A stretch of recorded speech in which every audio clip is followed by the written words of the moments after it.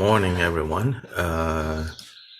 So we are using a different text from today onwards. I mean, it's the same text, it's just a different translation. This is the link that is in the chat. I just finished this late last night, so I didn't get a chance to send this earlier. So maybe today it'll be a little bit more complicated for some of you. But this is the version that we'll be using.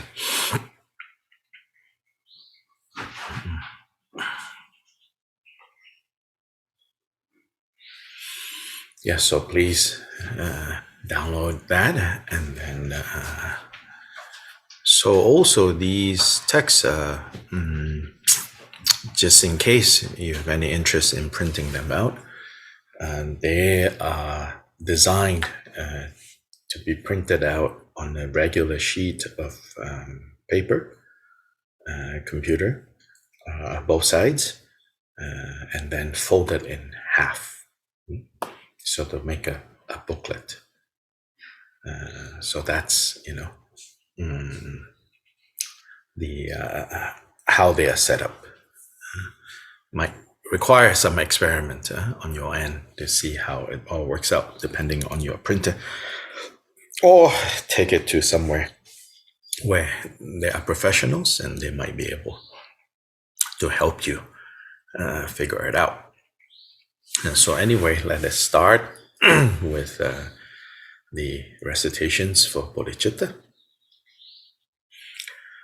All other sentient beings, limitless as the sky, especially those enemies who hate me, obstructors who harm me, and those who create obstacles on my path to liberation and all-knowingness. May they experience happiness and be separated from suffering. I will quickly establish them in the state of the most and precious Bodhi, all mother sentient beings, limitless as the sky, especially those enemies who hate me, obstructors who harm me, and those who create obstacles on my path to liberation and all-knowingness. May they experience happiness and be separated from suffering. I will quickly establish them in the state of the most perfect and precious Bodhi, all mother sentient beings, limitless as the sky, especially those enemies who hate me, obstructors who harm me, and those who create obstacles on my path to liberation and all-knowingness. May they experience happiness and be separated from suffering. I will quickly establish them in the state of the most perfect and precious Bodhi. Thus, until I achieve Buddha, I engage in virtuous deeds with body, speech, and mind. Until death, I engage in virtuous deeds with body, speech, and mind. From now until this time tomorrow, I engage in virtuous deeds with body, speech, and mind. In the Buddha, Dharma, and Sangha, most excellent, I take refuge until Bodhi is reached. By the merit of generosity and other perfections, may I attain Buddhahood for the sake of all wandering beings in the Buddha, Dharma, and Sangha. Most excellent, I take refuge until Bodhi is reached. By the merit of generosity and other perfections, may I attain Buddhahood for the sake of all wandering beings in the Buddha, Dharma, and Sangha. Most excellent, I take refuge until Bodhi is reached. By the merit of generosity and other perfections, may I attain Buddhahood for the sake of all wandering beings. May all mother sentient beings, limitless as the sky, have happiness and the causes of happiness. May they be liberated from suffering and the causes of suffering. May they never be separated from the happiness that is free from sorrow. May they rest in equanimity, free from the bias of attachment and aversion. May all mother sentient beings, limitless as the sky, have happiness and the causes of happiness. May they be liberated from suffering and the causes of suffering. May they never be separated from the happiness that is free from sorrow. May they rest in equanimity, free from the bias of attachment and aversion. May all mother sentient beings, limitless as the sky, have happiness and the causes of happiness. May they be liberated from suffering and the causes of suffering. May they never be separated from the happiness that is free from sorrow. May they rest in equanimity, free from the bias of attachment and aversion.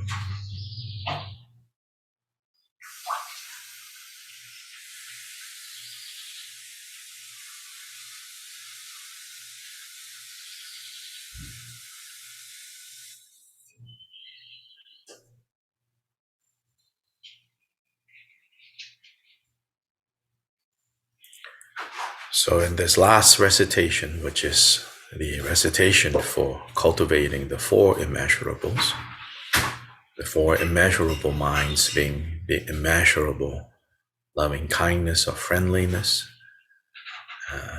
the immeasurable compassion, immeasurable joy, and immeasurable equanimity. For each of these, there is a particular image to help us know, to help us understand better what is the emotional, so to say, quality that we're cultivating, with these four. So the one for loving kindness, the image is that of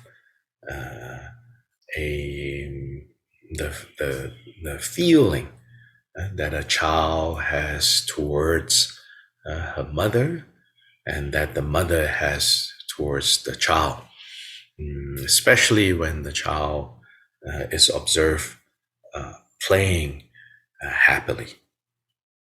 So more specifically, right? So even in that image, sometimes we're not sure what aspect of that image that we have to focus on. Here we have to focus on when the child is playing happily, and the parent observes that, and that feeling that the parent has towards the child. It's like, I want you to continue to have this happiness, this sense of everything is well, everything is safe. Particularly, that is said to be the image that we can use to understand what this loving kindness is. Compassion is said, the image is when we encounter someone in intense suffering, some kind of physical ailment, some kind of distress, and our immediate response to that is we want to free that person from that suffering. So that's the second image. The third image of joy, they say that is like the image of like having being reunited to meet again a long lost friend. that joy that wells up when we are reunited with a long lost friend. Then the fourth image of equanimity without bias is said like this image works for, I guess, ancient times, but we can imagine that situation as well. And they say that it is like when a very powerful king or maybe a very wealthy person hosts a universal feast where everybody is invited, no matter their standing in society, in the community, high or low, and including, especially in India, different people have different dietary likes and dislikes, can and cannot. So this emperor, this king, when he has a universal feast, he provides for everyone according to what they like and don't like, can or cannot, and no one is turned away. Everyone is welcome. Everyone is treated with generosity and respect equally. Like on this occasion, it is said that the king will not say, oh, you are higher, you are more noble, you sit here, oh, you are less noble, oh, you are from lowly background, you go over there. Like on this occasion, it's a universal banquet. So that is the image provided for cultivating equanimity, free from the bias of attachment and aversion. Sometimes it is said that equanimity, free from the bias of attachment and aversion, needs to underlie, needs to be the support, the foundation for cultivating the other three. Otherwise, if the other three is cultivated in a biased way, in some sense, all the troubles in this world come from there. I mean, maybe exaggerating a little bit, but in some ways it is, because when love, compassion, and joy is practiced in a biased way, then that's when, those whom I love, those whom I have compassion for, and those whom I feel joy, share a joy with, takes priority over those who I feel the opposite way.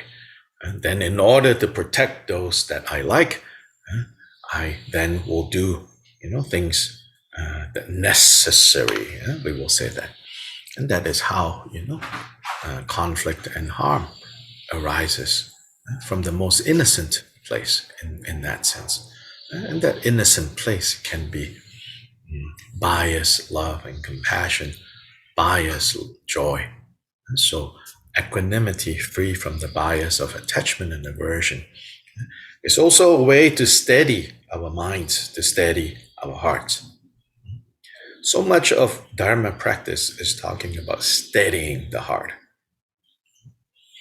So in a way, in this tradition, we don't have all these aesthetic expressions, ecstasy, spelling. We don't emphasize this experience of ecstasy, being kind of like, pulled up without control and completely, but we because of these days, how spirituality is all kind of mixed up together, So from time to time, I'm sure at your Dharma centers too, at our Dharma centers, we have people who come who, get into states of ecstasy when we start chanting, and then of course, I'm sure they look at us and think, why are they so stiff? And then we look at them and we say, what is going on, Not to criticize or to say who is right or who is wrong. It's just saying, in the Buddha's way, in the Buddha Dharma, whether you like it or you don't like it, I guess if you don't like it, you're not going to stick around for too long. Whether you like it or don't like it, the emphasis here is really about steadying the heart, stabilizing, not to be kind of so easily moved. In fact, to achieve unmoving, but not the unmoving that is the result of numbing the mind, not the unmoving that is the result of like tightly tying up the mind. That is like rigid shamatha, wrong shamatha, when we rigidly tie the mind or dull the mind. Not that kind of steady. The steady that comes from knowledge, understanding, and therefore doesn't move. Right? Now, one kind of not moving, you have to constantly repeat the mantra: don't move, don't move, don't move, don't move, don't move, don't move, don't move. Very tight. Nothing natural about that. Constantly, don't move, don't move, don't move, move and die, move and die, move or die, move and die, move and die. No, not that kind of don't move, but really at ease with the world, at ease with everything, and you don't move.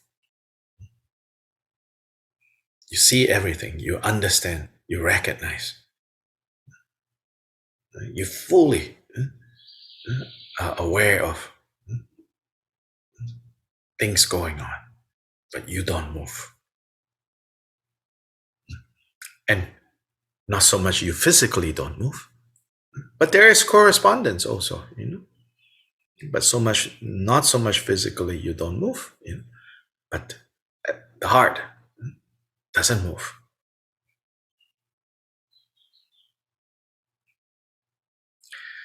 Doesn't move so that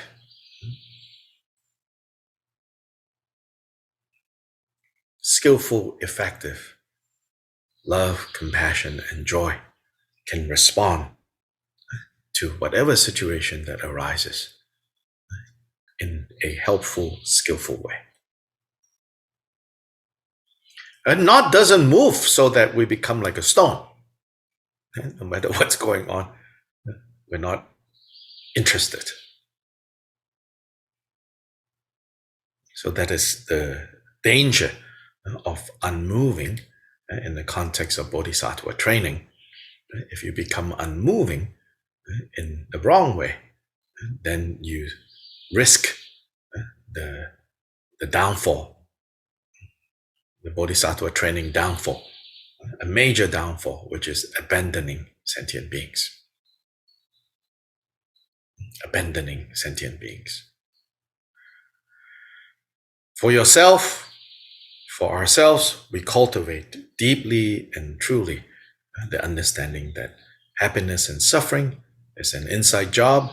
We need to, and we not so much just need to, but we therefore have the power to decide in whatever moment, whatever interaction with whatever situation with anyone, what do we choose? Are we choosing happiness or are we choosing suffering? With ourselves, we do that. With other people, don't judge other people and say, oh, why you don't understand this? Oh, what can I do for you? Happiness and suffering, that's your business. Nothing I can do for you, so go away. Then that becomes, abandoning sentient beings. And this line, is not easy. Not easy. Never going to be easy until we are Buddhas. It'll get easier, maybe, but at the beginning, it will feel like it's getting harder and harder to negotiate between steadying our own self and knowing how to effectively respond to other people's suffering. Not easy, but we try and see, this time it works. Next time it works also. And third time also works. Fourth time maybe it doesn't work so well. Don't give up. It's just part of the path, part of the process. You progress, some setback.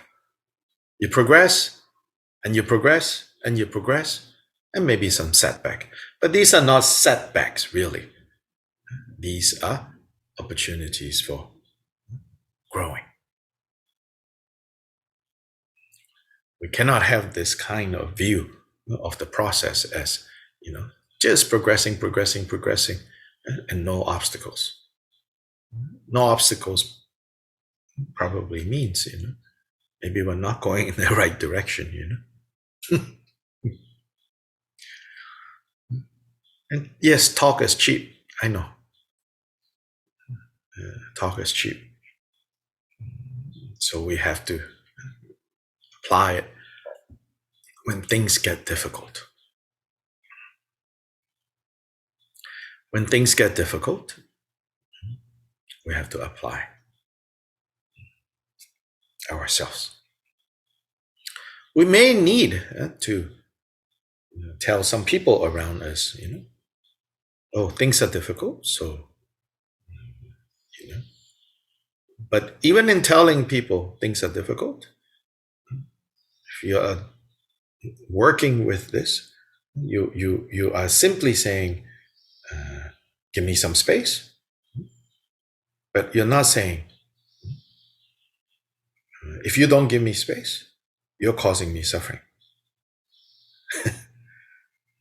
And you are also not saying, I have a right to this space. If you operate with those things there, it will be very hard to fully develop the ability and the power to be steady regardless of external conditions. Until we get to the point where, mostly external conditions are not going to affect us, we have to be realistic about how much we need the environment to be cooperative, how much we need to retreat from situations. So that's why there are these notions of retreat. Lord Atisha says, when our minds are fluttering, when our minds are moved, then immediately, we should conduct ourselves as if we are the whole body, as if your whole body is an open sore. What does that mean? That means you protect yourself. So don't go into crowds. People will bump into you. And people bump into you often, It's not even like they purposely bump into you. They're just going about their lives. So frequently people are just going about their lives, Most of the time, all of us are just going about our lives. But we don't know who is having an open sore right now. And sometimes we are too insensitive to notice, So again, that pertains to Bodhisattva vow. Don't abandon sentient beings. So the point here is, Dharma practice is not like a rigid one track, You have to respond to situations. You have to modify. Certain aspects of the path you have to put in the front. Certain aspects of the path you have to put in the background, depending on situation. So adaptability. And sometimes also we mistake steadying of the heart, steadying of the mind with our confused rigidity. We say, no, I'm just not unmoving. When it's not just about unmoving, we have gone in the direction of stubborn rigidity. And then Dharma becomes poison.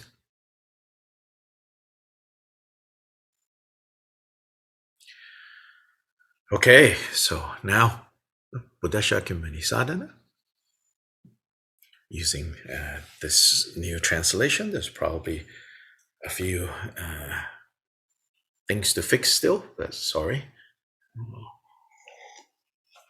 I thought the first translation that we were using was a translation that we could use, but I have to admit, admitting my own prejudice, admitting my own fixations, I, I decided, no, it's a little too distracting for me.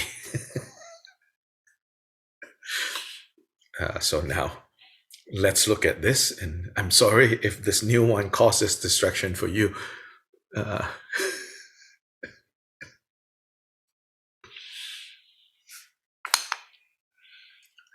in the new text,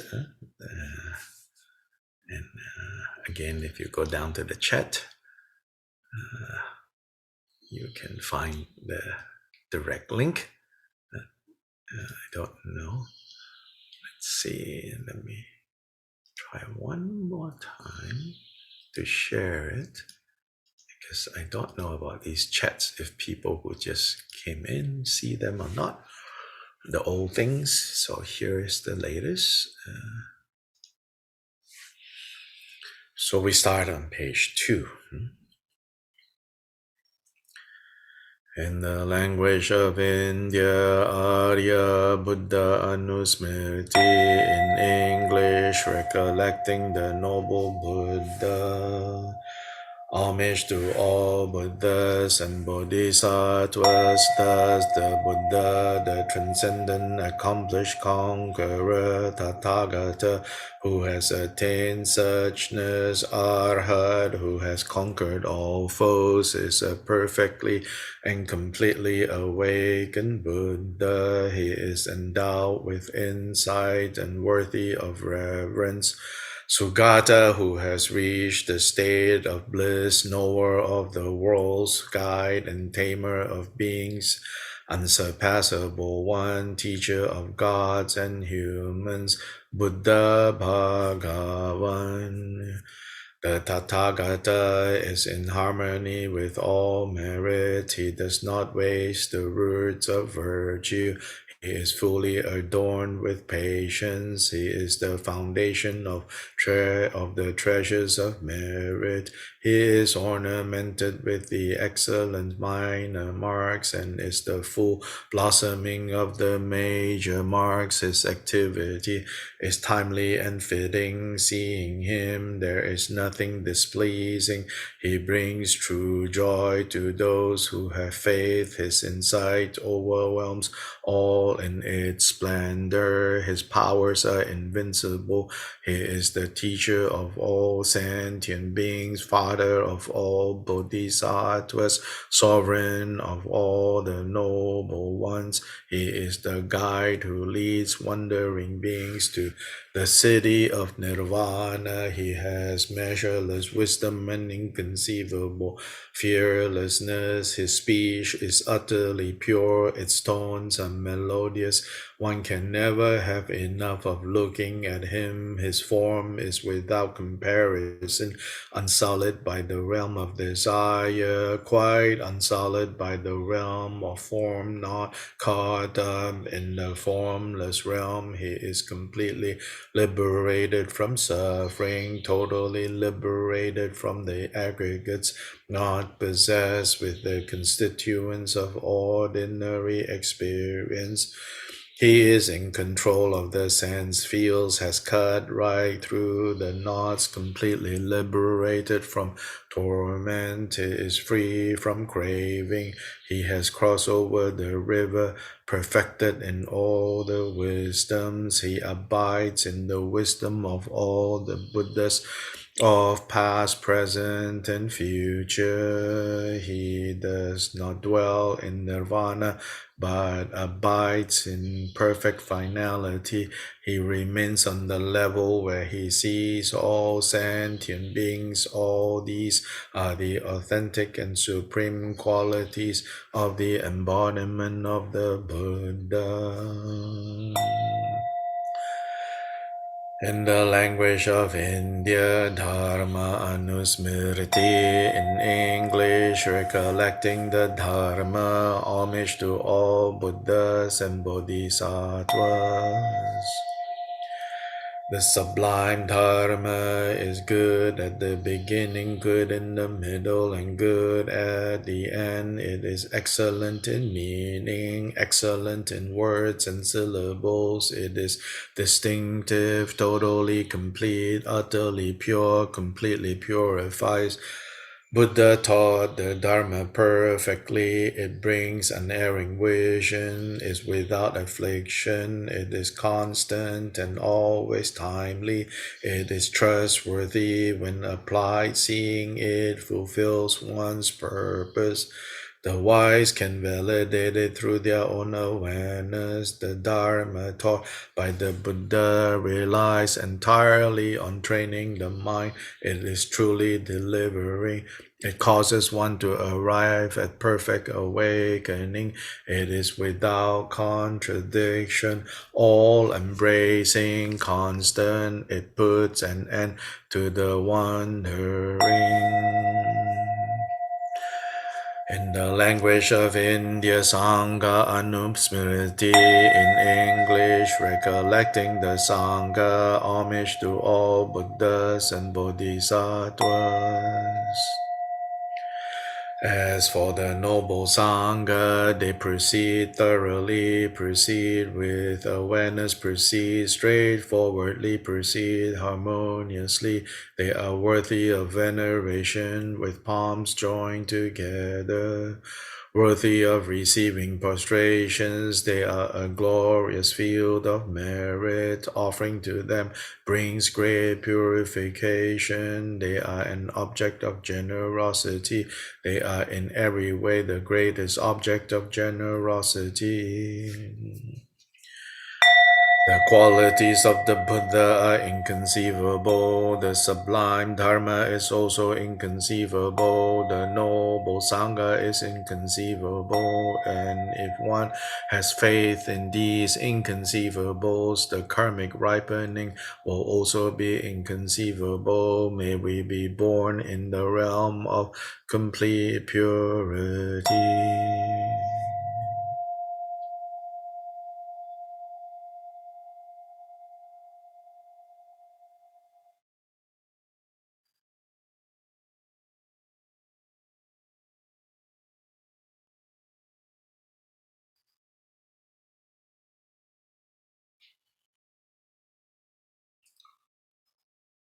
ॐ वज्र अमृत कुण्डली हन हन हों फे ॐ स्वभव शुद्ध सर्वधर्म स्वभव शुद्धो हम्.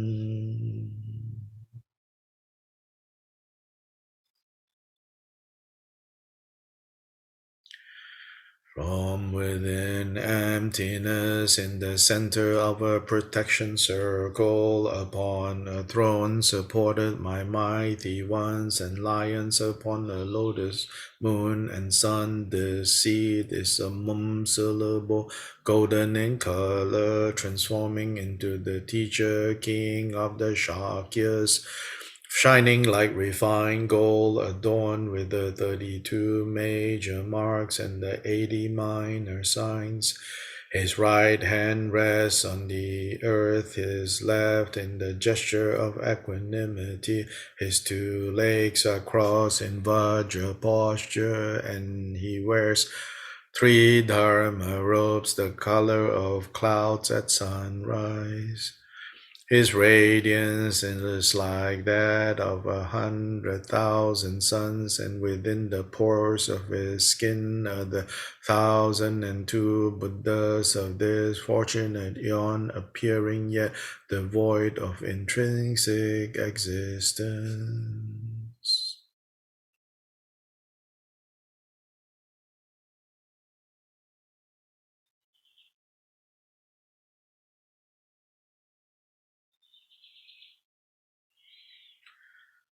So the first part of this practice is the recollecting the virtues of Buddha, Dharma, Sangha, so that we know who the objects of refuge are, or what the objects of refuge are, then the objects of refuge are not just objects that we admire, but objects that we aspire to become.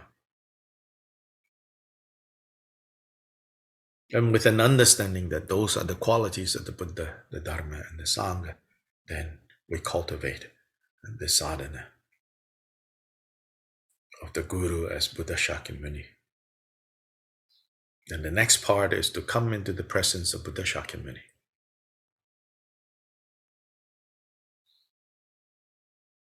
Whether you imagine yourself being transported to Vulture's Peak, to be in the presence of Buddha Shakyamuni, who promised that he is always teaching the Dharma at Vulture's Peak, or if you have the capacity to think of right here, right now, wherever you are, is Vulture's Peak, then there's no need to go anywhere. Simply where you are itself is Vulture's Peak. Is where the Buddha promised that he will always be teaching the Dharma to those who have the capacity to hear and to see him, despite his physical body no longer available.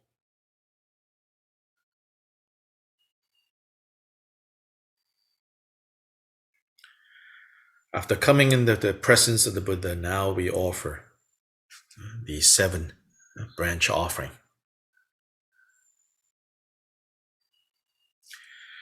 In all the worlds of the 10 directions reside Tathagatas of the 3 times before each of you, lions among humans. I prostrate joyfully with body, speech, and mind. By the power of this aspiration to noble deeds, all conquerors appear vividly in my mind, with as many bodies as there are atoms in all lands. I prostrate to all you conquerors. In each atom are Buddhas, numberless as atoms, all in the midst of the heirs of the Buddhas. Thus I conceive of this Dharma Dhatu as completely filled with you conquerors. In this way, with infinite oceans of praise and oceans of diverse melodies, I sing the excellent qualities of all you conqueror and praise all of you gone to bliss with the best flowers and best garlands, best music, ointments, and excellent parasols, finest lamps, and superior incense I offer to you, conquerors, with excellent garments and best fragrances, and sandalwood powder heap high as Mount Meru. All wondrous offerings perfectly arranged I offer to you, conquerors. These vast and unequal offerings to each and every one of you, with the power of conviction and noble deeds, I prostrate and offer to all you conquerors all the harmful deeds that I have done with my body, speech, and mind. Under the power of desire, hatred, and ignorance, I confess each and every one of them. I rejoice in all the meritorious deeds of all conquerors in the 10 directions and the heirs of the Buddhas. Solitary realizers, here is still in training and beyond, and all wandering beings. You who are lamps of the worlds of the 10 directions, who have unobstructedly attained Buddhahood through the stages of Bodhi, all you who are my protectors, please turn the wheel, the unexcelled wheel of Dharma. With palms together, I earnestly beseech you who may intend to manifest final nirvana, please remain for as many eons as there are atoms in the world. for the happiness and well-being of all wandering beings, whatever slight virtue that I may have been gathered through prostrating, offering, confessing, rejoicing, requesting, and beseeching, I now dedicate to complete Bodhi.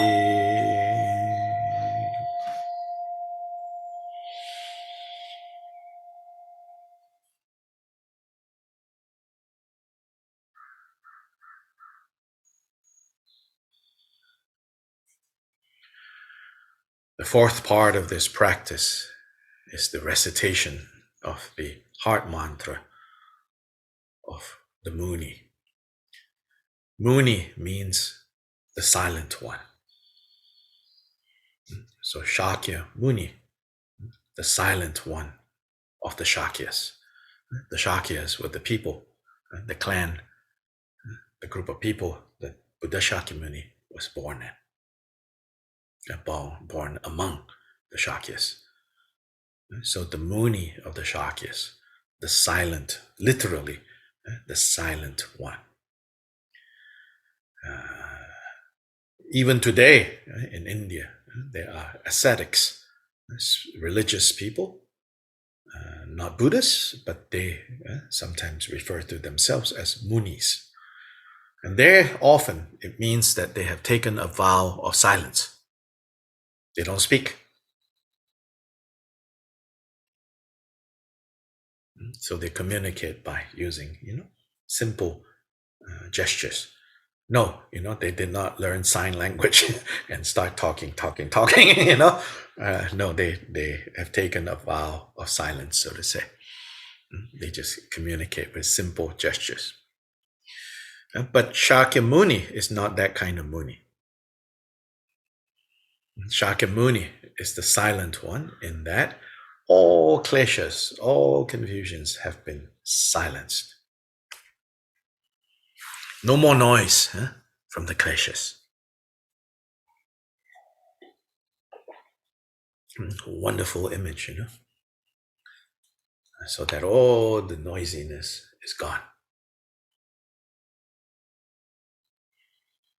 For us, we are very noisy places.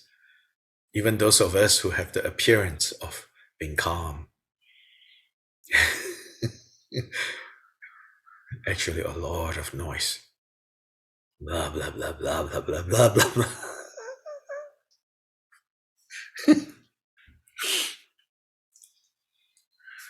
Now, if you find that that is true for you, please don't beat yourself and say, bad Buddhist, bad Buddhist.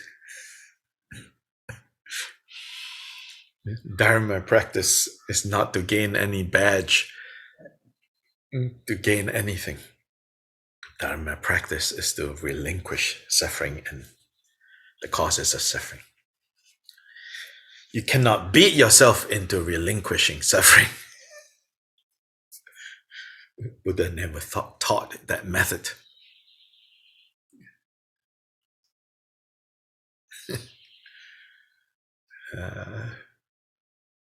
There were some spiritual traditions during the Buddha's time, and some of those traditions continue to this day that uses that. And even some Buddhist traditions, sometimes I feel, stray into using that approach, the punishing approach. Maybe, who knows? Maybe, it can work for some people. I don't know. But generally, the Buddha's way isn't that way. Now, Buddhism, the various forms and ways that the Buddha Dharma has been transmitted and taught in various contexts, various cultures, may have reintroduced some of these more kind of punishing ways. But fundamentally, the Buddha, I believe, did not take that approach. More than anything, the Buddha emphasized understanding. Understanding that maybe you can cultivate, first starting with thinking, but always understanding that thinking is not exactly the main point.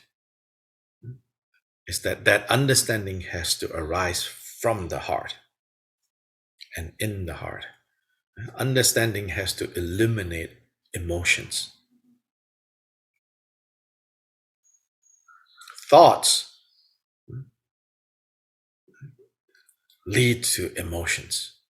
Emotions is where the burden of suffering usually is the heaviest. Not even thoughts themselves, the way we in the West divide thoughts and emotions. Thoughts themselves are not quite yet, where the burden of suffering is felt, is carried, is perpetuated. And so when we talk about insight and when we talk about understanding, when we talk about knowledge, understand that in this context, it's the knowledge of the heart that matters more. It's the insight that can be used to illuminate the emotions so that we can see the qualities, the characteristics of emotions, the textures and the tones of emotions, and also understand and recognize the nature of emotions. Then Dharma has the power to free us from these mental, emotional defilements, stains, obscurations. So the mantra Om Muni Muni Mahamunaya Swaha, you can think of the first Muni as the silencing of emotive obscurations. The second Muni as silencing cognitive obscurations. And Mahamuni, the great Muni, as having silenced the obscurations of habitual patterns, and particularly the habitual patterns that are productive of suffering. Or you can also understand the first two Muni in the same way, the clearing of, the silencing of emotive obscurations and cognitive obscuration. And therefore now you are the Mahamuni. Right? You are now the one who has become great by silencing the two and now capable of helping other beings silence these two sets of noise that are the emotive obscurations, the emotive noise, and the cognitive noise, the silencing of both. So with this understanding, now let's do the next part, which is the recitation of the mantra. In the heart of the front visualization, the Dharma Lord Munindra is a golden syllable mum encircled by the Muni mantra, circling clockwise. From it, lights radiate out, making offerings to all the victorious ones and their heirs. They return and strike all the wandering beings of the six realms, dispelling their suffering, purifying their karmic obscurations. The lights dissolve into the mantra in the front visualization's heart. Again, light radiates out, infusing the mind with blessings, purifying the two obscurations and swiftly establishing them in the unsurpassable state of Buddhahood.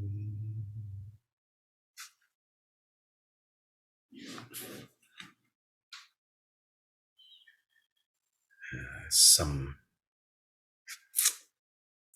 editing needs to happen here. I'm sorry. It sounds like we're establishing the two obscurations in the unsurpassed state of Buddhahood. No, establishing them as in establishing all beings in the unsurpassable state of Buddhahood.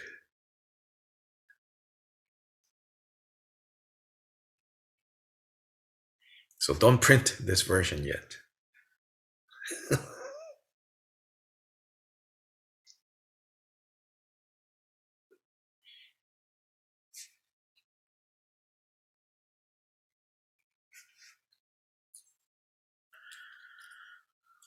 Om Mone Mone Maha Monaya Soha. Om Mone Mone Maha Monaya Soha.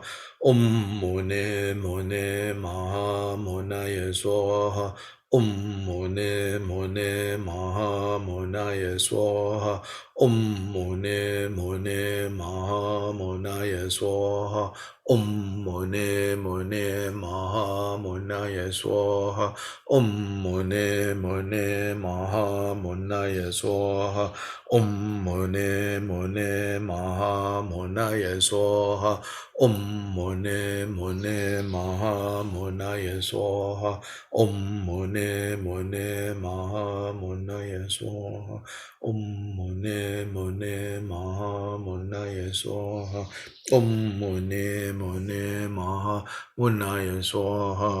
Om Mone Mone Maha Munaya Swaha. Om Mone Mone Maha Munaya Swaha. Om Mone Mone Maha Munaya Swaha. Om Mone Mone Maha Munaya Swaha. Om Mone Mone Maha Monaya Swaha. Om Mone Mone Maha Monaya Swaha. Om Mone Mone Maha Monaya Swaha. Om Mone Mone Maha Monaya Swaha. Om Mone Mone Maha Monaya Swaha. Mone Mone Maha Monaya Swaha. Mone Mone Maha Monaya Swaha. Mone Mone Maha Monaya Swaha. Mone Mone Maha Monaya Swaha. Mone Om Mone Mone Maha Monaya Swaha. Mone Mone Maha Monaya Swaha. Mone Mone Maha Monaya Swaha. Om Mane Mane Ma Mane Om Mane Mane Ma Mane Om Mane Mane Mane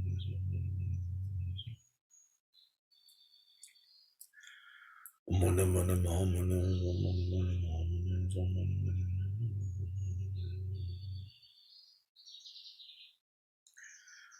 Om Mane Mane Ma Mane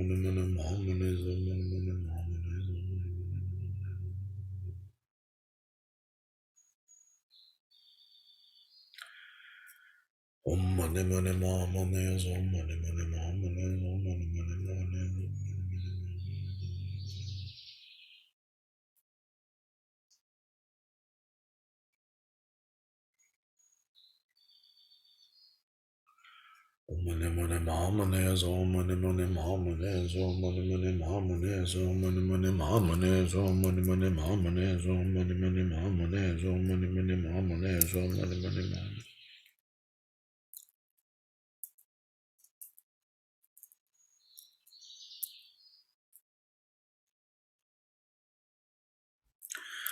Om Mane Mane Mahamane Om Mane Mane Mahamane Om Mane Mane Mahamane Om Mane Mane Mahamane Om Mane Mane Mahamane Om Mane Mane Mahamane Om Mane Mane Mahamane Om Mane Mane Om Mane Mane Mahamane Om Mane Mane Mahamane Om Mane Mane Mahamane Om Mane Mane Mahamane Om Mane Mane Mahamane Om Mane Mane Mahamane Om Mane Mane Mahamane Om Mane Mane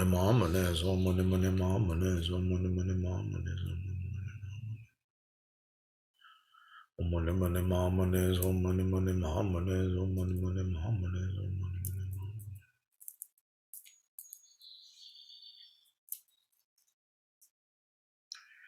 Om Mane Mane Mahamane Soha.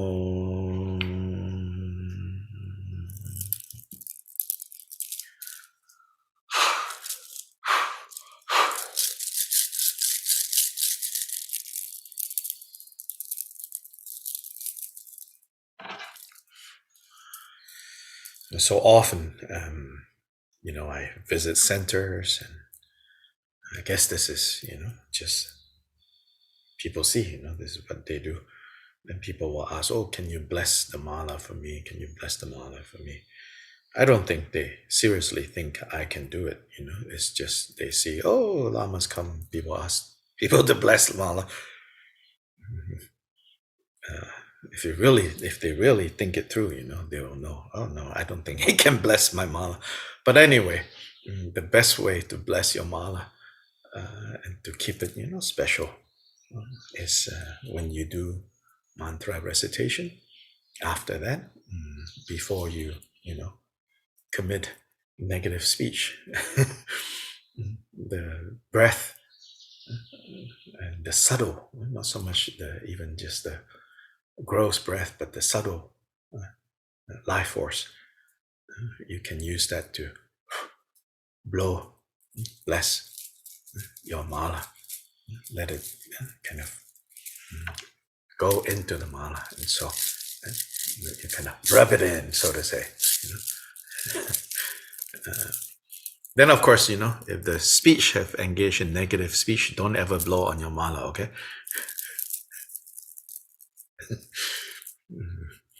But when you, so this is the best way, every day you can bless your mala. Then when the occasion arises, when you feel a lot of oppressive suffering, feel very tight, you can take your mala, and bless yourself, wherever you feel the block. It has that power. And then if somebody else is in distress, ask you to help, ask you to say prayers to bless, then your mala has that capacity. So keep your mala with you, keep it safe, keep it clean, keep it protected, and bless it, with your daily practice.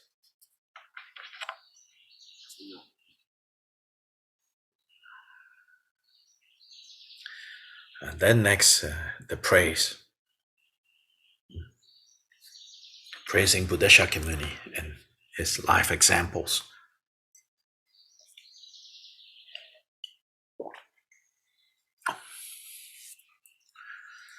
When you were born supreme among humans, you paced out 7 steps on this great earth and declared, I am supreme in this world, homage to you who was wise even then. First, you descended from Tushita divine realm, and in the royal home entered your mother's womb. In the grove at Lumbini, O Muni, you were born. To the victorious God of the gods I pay homage. You were tended by 32 nurses at the palace. You spent your youth in sports at the house. The Shakyas at Kapilavastu, you took Gopa as your wife. To you who are unequal in the 3 worlds, I pay homage. At the 4 city gates, you were shown the 4 kinds of sorrow and cut your own hair in front of the Vishuddha Stupa. At the banks of the Nairanjana, you practice as an ascetic.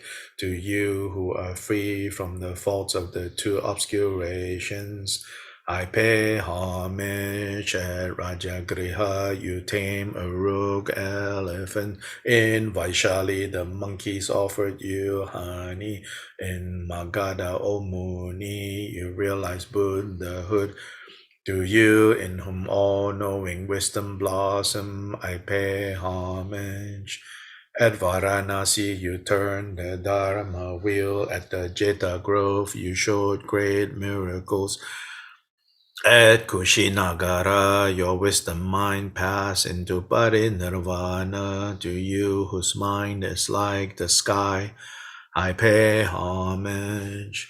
Through the merit of this brief praise of the deeds of the awakened one, master of the teachings, may the actions of all wandering beings come to equal the acts of the Sugata himself. O Sugata, may I and others have a form, an entourage, a lifespan, a pure realm, and sublime marks of perfection exactly like you. through the power of our praising you and this prayer. In whatever lands we dwell, may illness, negativity, poverty, and conflict be quelled, and dharma and auspiciousness increase and spread. May the may the teacher appear in this world. May the teaching shine like the sun. May the holders of the teachings, master and disciples, spread their teaching and practice, and may all be auspicious for the teachings to endure long into the future.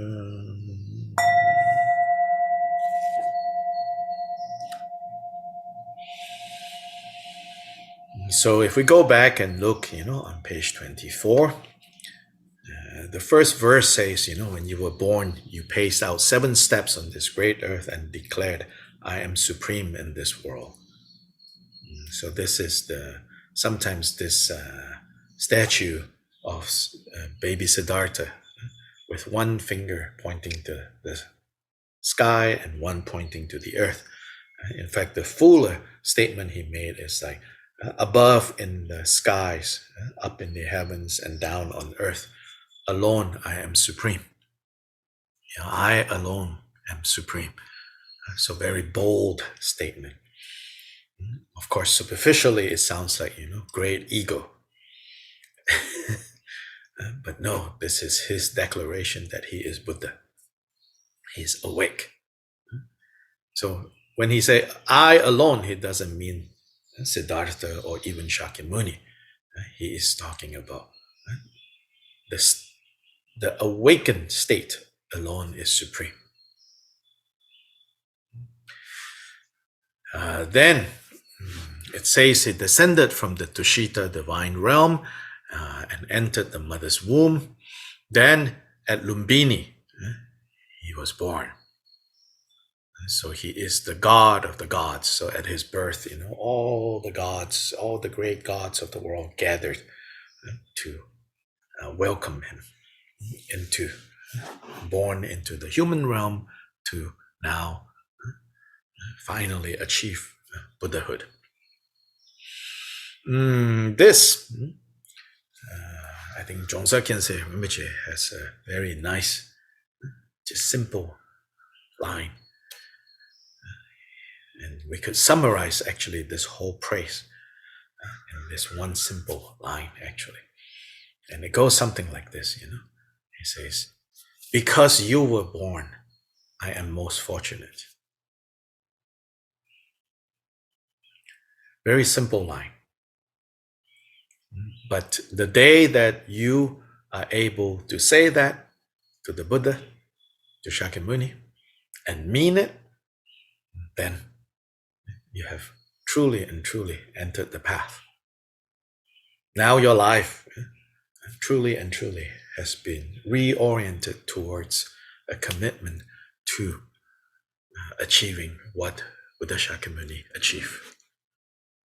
So may we all, sooner rather than later, but cannot be forced, may we all be able to one day say, maybe on one of these days during Saka Dawa, especially on the day of the birth of the Buddha, may we be able to say to Buddha Shakyamuni, because you were born, I am most fortunate. So, you were tended by 32 nurses. These are the the maids that took care of him. You spent your youth in sports, so he was a very athletic child at the house of the Shakyas. Then Kapilavastu is the capital of his home country. He took Gopa as wife. Gopa is more commonly known as Yashodhara. But this is one of Yashodhara's names. At the 4 city gates, he saw the 4 sights. An old person, a sickly person, a corpse, and an ascetic. Now, obviously, seeing the ascetic is not so much that it's sad or sorrow, but that it reminds him, as long as you are still caught up in the distractions of confused existence, then there is no release. So then these are the four sights. Then in front of this stupa called the Vishuddha stupa, he cut his hair and left his old life. Then on the banks of the Naranjana river, he practiced asceticism. Then of course he achieved Buddhahood. Not explicitly mentioned here. He achieved Buddhahood. Then at Rajagriha, he tamed a rogue elephant. So this is said to be an elephant that his jealous cousin Devadatta instigated, I think, King Ajatashatru to get his guards to feed this elephant alcohol, so that the elephant was drunk, and then came charging down as a stampede to try to harm the Buddha. But he tamed the drunken elephant with his metta, with his loving kindness. It said that the elephant stopped while it was charging down at the Buddha. The Buddha radiated so much metta that the elephant stopped and then bowed down to the Buddha.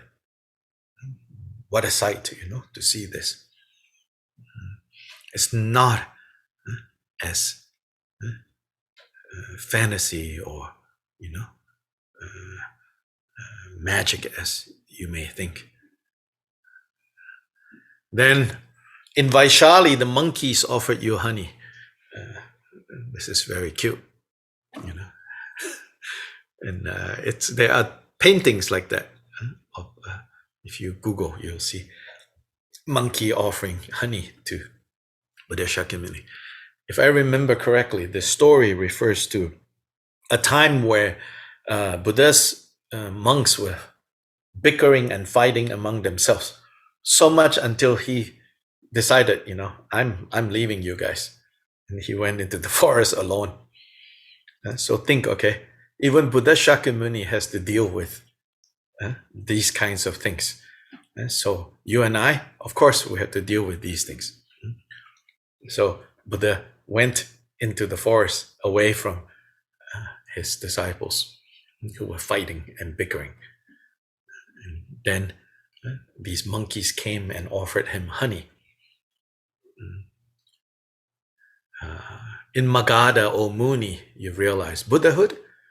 So here, the Buddhahood is mentioned. But the taming of the elephant and the offering of the honey is after his Buddhahood. So this is not exactly chronological, this praise. Then at Varanasi, you turned the Dharma wheel. At the Jeta Grove, you showed great miracles. This is Shravasti. Jeta Grove is in Shravasti. You showed the great miracles. At Kushinagara, your wisdom mind passed into parinirvana. So then, after these qualities, these stories, these references, then it says, may we all become equal to you, see? And may we become like you. On page 28, may I and others have a form, an entourage, a lifespan, a pure realm, and the sublime marks of perfection exactly like you. But meanwhile, through the power of our praising you and this prayer, in whatever lands we dwell, may illness, negativity, poverty, and conflict be quelled, and dharma and auspiciousness increase and spread. May the teacher, here, this is not just referring to ordinary teachers. This is Tumpa. Tumpa is a honorific word for teacher, only used with reference to Buddhas. Tumpa. I've said in the past, like if in the Christian tradition to call Jesus the Messiah or Jesus the Savior is like a big deal, because This notion of the Messiah or the Savior is like the highest like honor you can call someone in that tradition. Likewise, in the Buddhist tradition, the highest honor you can call someone is Tumpa, Tumpa, teacher. And so here we have teacher with a capital T. And that really shows us, what the main function, so to say, what the main significance of a Buddha is. If the main significance of Jesus is that he saves you, here the main significance of Buddha, of Shakyamuni, is that he teaches us, he shows us the way. So that instantly tells us, how we are to relate to him, how we are to relate to his teachings. Is that we have to be willing to be guided. We have to be willing to be taught. And we have to be willing to take what he has to teach into our process, poetically called the path, our process from confusion to awakening.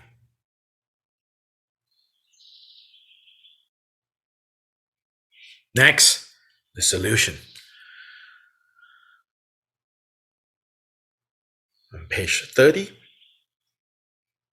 the Lord of the teachings, the Bhagavan, visualized in front, melts into light and dissolves into the mantra circle. The mantra circle dissolves into the letter mum. The letter mum dissolves into the point between your eyebrows, the exalted body, speech, and mind of the victorious one, and your own body, speech, and mind become indivisible.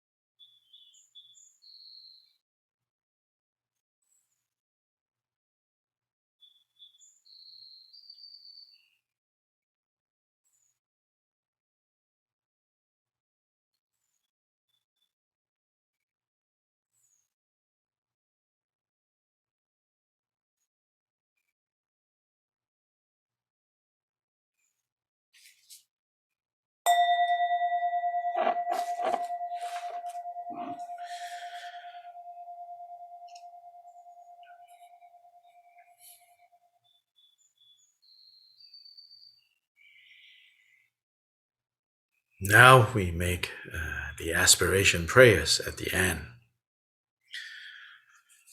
Homage to all Buddhas, homage to the Bodhisattvas who possess the divine vision of seers, and homage to the hearers as well. Homage to Bodhicitta, the heart of awakening that keeps the lower realms at bay, that shows us the way to the higher realms and leads us to a state beyond aging and death. I go before the awakened ones to confess any and all misdeeds that I may have committed while under the sway of mind. May all merit occur through the three kinds of actions become a seed for my omniscience and inexhaustible awakening. The Buddhas are aware and rejoice in any offering made to the awakened ones throughout the Buddha fields of the 10 directions, and so do I too rejoice. I hereby confess all negative actions. I hereby rejoice in everything meritorious. I hereby pay homage to all Buddhas. May I attain the supreme wisdom state. I exhort each and every bodhisattva dwelling in the 10 directions and upon the 10 bodhisattva levels to awaken now to supreme enlightenment, and as they awaken to sublime enlightenment, may they turn the wheel of Dharma so as to tame the demons and all their hordes and bring benefit to every living being. May the beat of the great drum of Dharma free beings from their suffering for unimaginable billions of eons. May the awakened ones teach Dharma and remain. I beg you, best of humans, look upon us drowning in the mud of desires, bound by the ropes of craving, and in other ways absolutely trapped. May the Buddhas not dwell criticism against those of impure minds. Instead, may they give love to beings and free them from the ocean of existence. May I train in the likeness of the perfectly awakened Buddhas of the present, past, and future, and uphold the bodhisattva conduct. May I bring to completion the six perfections and lead to the end the six classes of beings. May I manifest at last the six super knowledges and reach the unsurpassed state of awakening. May I realize the truth of emptiness, in which all is birthless and non-arising, without intrinsic nature, without location, with neither mental process nor substance, just like the great sage, the Buddha himself. May I realize the truth of selflessness, in which beings do not exist, nor any living things, nor any individual, nor any kind of person. May I practice generosity free from stinginess, without entertaining any notion of substantiality, nor any belief in the self, nor egotistical clinging, so that the benefit may reach all beings. Since material things do not exist concretely, may all my needs be spontaneously met. Since all material things are subject to decay, may I master the perfection of generosity with discipline completely flawless, discipline that is perfectly pure, and discipline devoid of arrogance. May I master the perfection of discipline with absence of anger, in other words, with patience, akin to how the earth, water, and fire elements and the wind element as well dwell not anywhere.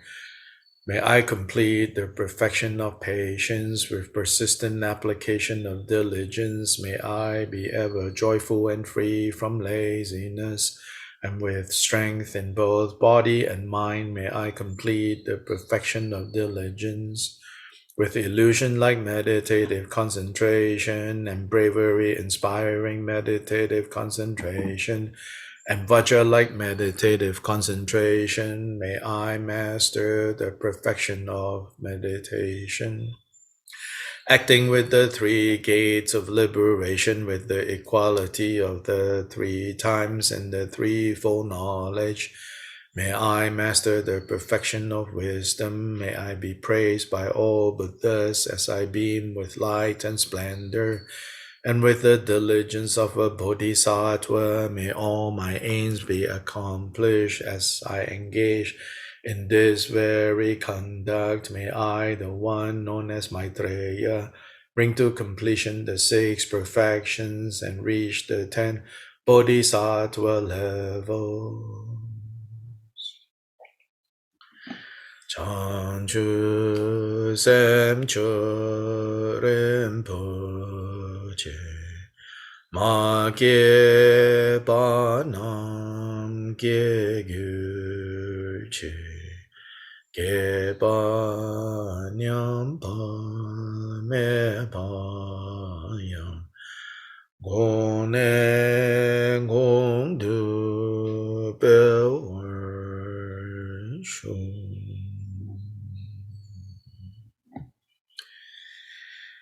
So this aspiration, yeah, it comes from the aspirations of the Bodhisattva, Maitreya. So here, that's why it says, at the end, as I engage in this very conduct, may I, the one known as Maitreya, right? So there, you can think, the one known, may I, the one known as Maitreya. Maitreya means the friendly one, means the loving one. Maitri, metta, metteya. The one known as the loving one, the one known as the friendly one. So may we become like that.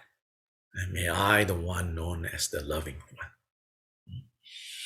And then just to point out, at the beginning of this section of aspiration, on page 32, it says the aspiration from the Arya Ratnakutta. The Ratnakutta is a collection of 49 Mahayana sutras. It means the jewel heap, heap of jewels. So these heaps refer to this collection of 49 different sutras, and one of them is the sutra where Maitreya shares, with us the aspirations that he made that then led him to achieve the state of being Maitreya, the loving one, who is destined to be the next Buddha to come.